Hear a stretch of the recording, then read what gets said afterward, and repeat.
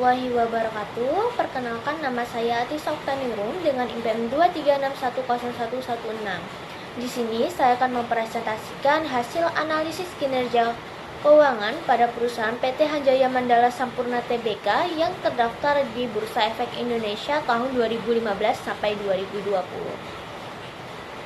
Baik, perekonomian di Indonesia yang semakin ketat persaingannya di berbagai bidang industri memaksa perusahaan untuk meningkatkan kinerja internalnya agar dapat bersaing. PT Hanjaya Mandala Sampurna Tbk sebagai salah satu perusahaan rokok terbesar di Indonesia mengalami berbagai peristiwa selama periode 2015 sampai 2020. Oleh karena itu, penelitian ini bertujuan untuk menganalisis kinerja keuangan perusahaan dengan menggunakan rasio-rasio keuangan seperti likuiditas, solvabilitas, profitabilitas, dan aktivitas. Dengan demikian, diharapkan dapat mengetahui kinerja keuangan perusahaan serta masalah yang dihadapi. Baik, selanjutnya ada hasil analisis rasio likuiditas. Rasio likuiditas yang diukur melalui rasio menunjukkan bahwa mengalami penurunan selama periode 2015 sampai 2020. Pada tahun 2015, keadaan rasio berada pada 658,5%, namun pada tahun 2020 menurun drastis menjadi 245,41%. Penurunan ini menunjukkan bahwa kemampuan perusahaan dalam memenuhi kewajiban jangka pendeknya mengalami penurunan. Selanjutnya ada hasil analisis rasio solvabilitas. Hal ini menunjukkan bahwa rasio solvabilitas yang diukur dengan debt to asset ratio mengalami peningkatan selama periode penelitian. Pada tahun 2015, rasio ini sebesar 15,77% dan meningkat hingga 38,12% pada tahun 2020. Peningkatan ini menunjukkan bahwa sebagian besar aset perusahaan dibiayai oleh hutang, yang artinya perusahaan semakin bergantung pada utang untuk membiayai operasionalnya. Selanjutnya, hasil analisis rasio profitabilitas. Hal ini menunjukkan bahwa rasio profitabilitas yang diukur melalui net profit margin atau NPM mengalami fluktuasi selama periode 2015 sampai 2020. Pada tahun 2015, rasio ini berada di angka 11,63%, meningkat menjadi 13,37% pada tahun 2016. Namun, menurun menjadi 9,28% pada tahun 2020.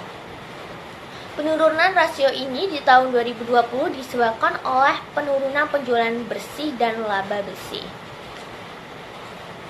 Selanjutnya, hasil analisis rasio aktivitas. Hal ini menunjukkan bahwa rasio aktivitas yang diukur melalui total asset turnover atau TATO juga mengalami penurunan selama periode 2015 sampai 2020.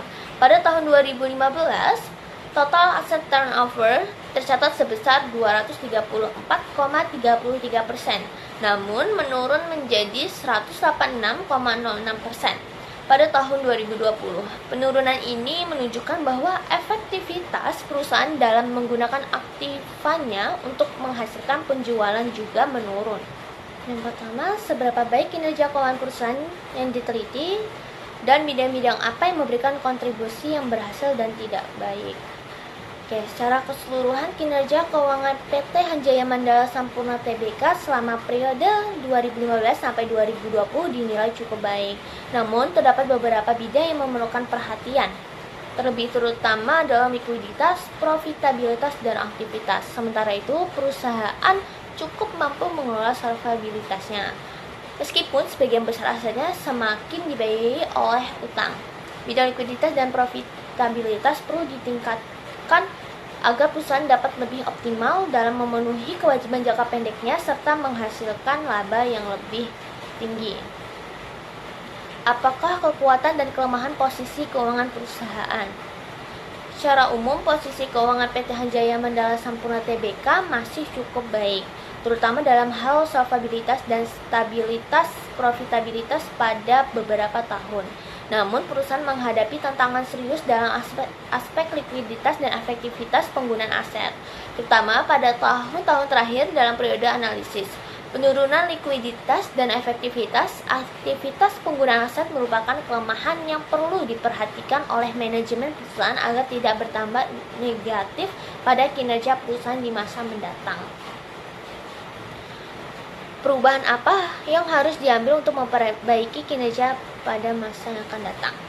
Untuk memperbaiki kinerja keuangan di masa mendatang, PT Hanjaya Mandala Sampurna TBK harus fokus pada peningkatan efisiensi operasional, pengelolaan utang, optimalisasi penggunaan aset, serta diversifikasi bisnis. Selain itu, perusahaan harus siap menghadapi perubahan regulasi dan tren pasar yang dapat mempengaruhi bisnis intinya.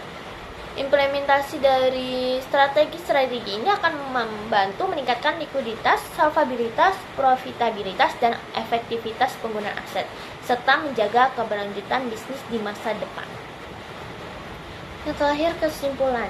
Yang pertama, kinerja keuangan PT Hanjaya Mandala Sampurna TBK periode 2015 sampai 2020 dinilai cukup baik dari segi likuiditas, solvabilitas meskipun mengalami penurunan pada beberapa tahun. Namun dapat diatasi dengan tingginya permintaan konsumen dan tidak berdampak pada kebangkrutan perusahaan.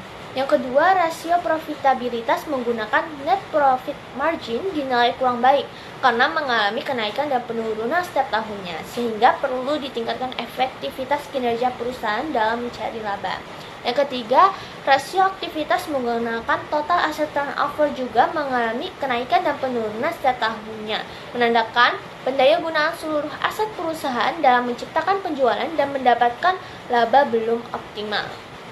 Yang terakhir, secara keseluruhan, kinerja finansial perusahaan dinilai cukup baik meski mengalami fluktuasi pada beberapa rasio tertentu, namun dapat diatasi dengan baik oleh perusahaan dengan memperhatikan tingginya permintaan konsumen.